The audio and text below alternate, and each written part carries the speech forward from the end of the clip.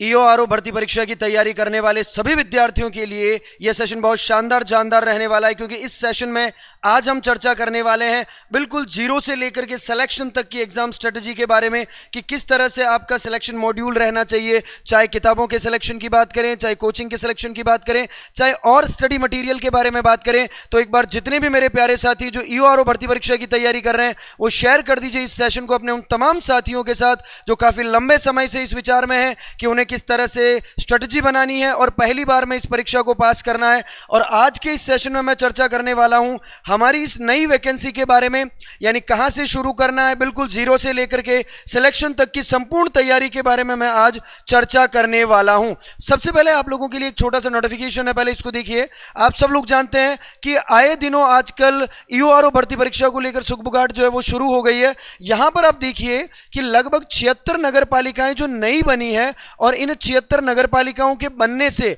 लगभग 684 अफसरों की क्या की जाएगी, भर्ती की जाएगी। यानी 76 नगर पालिकाओं में लगभग 700 के आसपास पद जो है वो भरे जाएंगे। 684 के आसपास पदों पर भर्ती आयोजित होगी। अब ये कैसे होगी भर्ती, किस तरह से डेवलपमेंट होगा, उन सभी फेज के ऊपर चर्चा करेंगे बेटा। यहां पर सबसे पहले हम इस विज्ञप्ति के बारे में बात करते हैं, नोटिफिकेशन के बारे में बात करते हैं।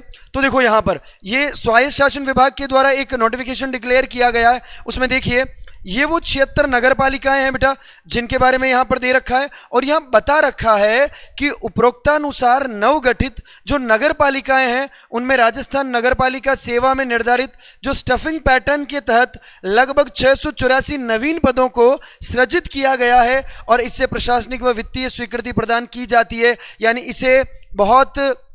इसे अभी क्या कर दिया गया, तो वित्तीय स्वीकृति प्रदान कर दी गई है। और यहां पर जब हम बात करते हैं इन 76 नगर पालिकाओं में, आप देखिए यहां पर अधिशासी अधिकारी, सहायक राजस्व अधिकारी, कनिष्ठ अभियंता, कनिष्ठ लेखाकार, ठोस कचरा प्रबंधक, वरिष्ठ प्रारूपकार, वरिष्ठ सहायक, कनिष्ठ सहायक और ये मिलाकर के कुल 684 पदों पर भर्ती आयोजित की जाएगी। यानी ईओआरओ के अलावा और 684 पदों पर भी भर्ती हमें देखने को मिलेगी। इसका मतलब है बहुत जल्दी जैसे जैसे सुखबुगाहट शुरू हो रही है, जैसे जैसे चीजें डेवलप हो रही है, हम ये कह सकते हैं कि बहुत जल्दी ईओआरओ भर्ती परीक्षा जो है वो आने वाली है।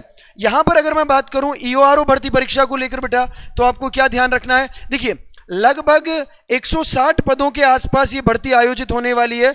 ये लगभग है, हो सकता है 2-5 पद कम हो जाए, 2-5 पद बढ़ जाएं, लेकिन लगभग 160 पदों पर यह विज्ञप्ति जो है वो रहने वाली है। साथ ही साथ आवेदन जो है वो अगस्त मध्य में या अगस्त के अंतिम सप्ताह में आ सकते हैं। ये अनुमानित है, फिक्स नहीं है। हम टेंटेटिव बात कर रहे हैं कि भाई साहब अगस्त महीने के मध्य में या अंत में आकर के हमें ये विज्ञप्ति देखने को मिलेगी और इसकी परीक्षा जो वो जनवरी-फरवरी 2027 में होने की संभावना है। यानी कमर कस लीजिए, तैयार हो जाइए, क्योंकि ये एक बहुत बड़ी भर्ती है। इसमें इंटरव्यू नहीं है, सीधी भर्ती है। आप लोगों को परीक्षा पास करनी है, ओएमआर के ऊपर बेस रहने वाली है। और अगर आप लोग इस पैटर्न को फॉलो करते हैं तो आप लोग भी सरकारी अफसर बन सकते हैं। बहुत बड़ी भर्ती है ये, एग्जीक्यूटिव ऑफिसर की और रेवेन्यू ऑफिसर की। अब देखिए, अब हम बात करेंगे हमें तैयारी कैसे करनी है। तो सबसे पहले हम स्मार्ट स्ट्रेटजी के बारे में बात कर रहे हैं बेटा, तो एक बहुत प्रैक्टिकल तरीके से आप चीजों को थोड़ा सा समझ लीजिए। सबसे पहले हम बात करेंगे, अगर आप तैयारी कर रहे हैं तो सबसे पहले आप चयन करें किसी एक कोचिंग का, है ना। सबसे पहले आप तैयारी करें किसका, तो आप सबसे पहले तैयारी करें, आप चयन करें बेटा किसी एक कोचिंग का। आपको जो भी कोचिंग बढ़िया लगती है, जो भी अध्यापक आपको बढ़िया लगते हैं, आप उनसे जुड़े रहें, आप उनसे रेगुलर टच में रहें, उनके सेशंस लें, आप रेगुलर उनसे मोटिवेट रहें। वो जैसा आपको पढ़ने के लिए कहते हैं आप वैसा पढ़ते रहें। सबसे पहले आप कोचिंग का चयन करें।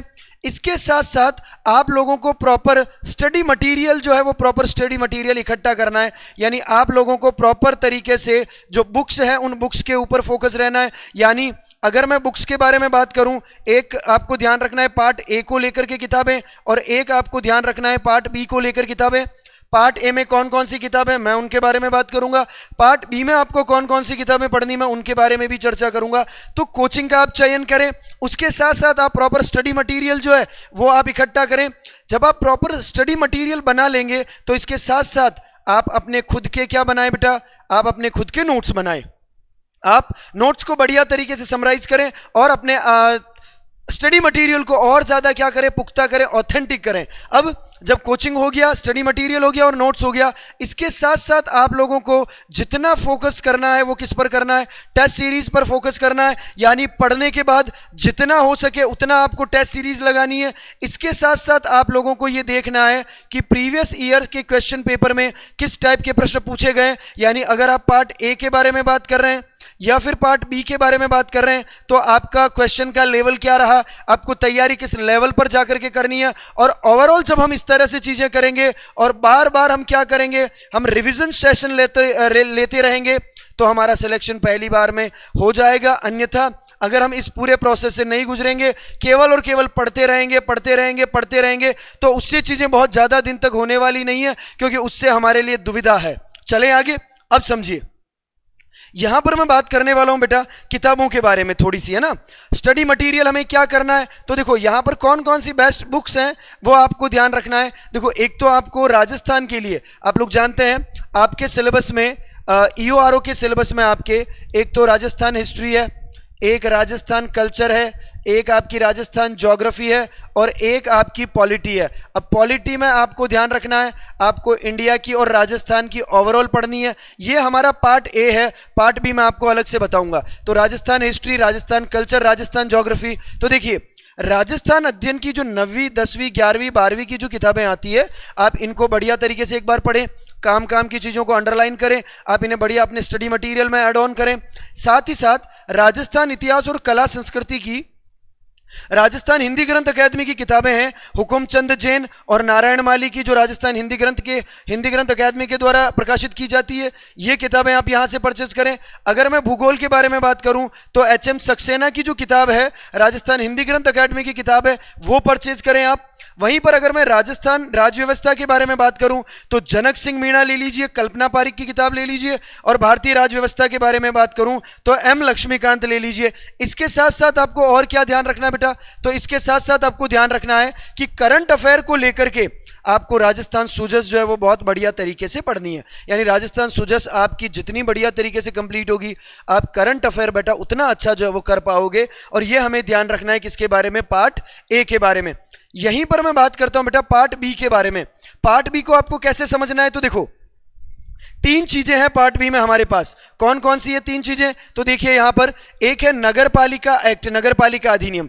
इसके लिए आपको क्या करना है, जो अधिनियम है पूरा नगर पालिका एक्ट है, इस नगर पालिका एक्ट में जो प्रमुख चैप्टर हैं जो आपके सिलेबस में हैं, यानी इसमें जो जो अध्याय हैं आपके सिलेबस में और जो जो धाराएं हैं, और इन धाराओं के साथ साथ जो जो इसमें प्रावधान बताए गए हैं, उनको आप बहुत बढ़िया तरीके से अपने नोट्स फॉर्मेट में डेवलप करिए। किस में डेवलप करिए, नोट्स फॉर्मेट में डेवलप करिए। मैं बहुत जल्दी आप लोगों के लिए लक्ष्य क्लासेस के यूट्यूब चैनल पर इसकी क्लासेस जो है वो आप लोगों के लिए अवेलेबल करवाने वाला हूं। यानी अगर आप लक्ष्य क्लासेस से जुड़े हुए हैं तो आपको जुड़े रहना है, क्योंकि मैं इसमें आपको बहुत बढ़िया तरीके से स्टडी मटेरियल या कह दो स्मार्ट स्ट्रेटजी के साथ या फिर शॉर्ट नोट्स के साथ मैं आपको सारी चीजें, सारी धाराएं याद करवाने वाला हूं।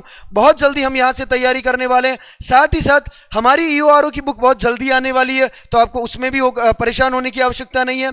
फिर देखिए नगर पालिका से संबंधित प्रमुख नियम और समितियां, आप लोग जानते हैं जब हम प्रमुख नियमों के बारे में बात करते हैं तो यहां पर 3 नियम है। इन नियमों को आप क्या करें, इन नियमों को आप शॉर्ट नोट्स में क्या करें, डेवलप करें।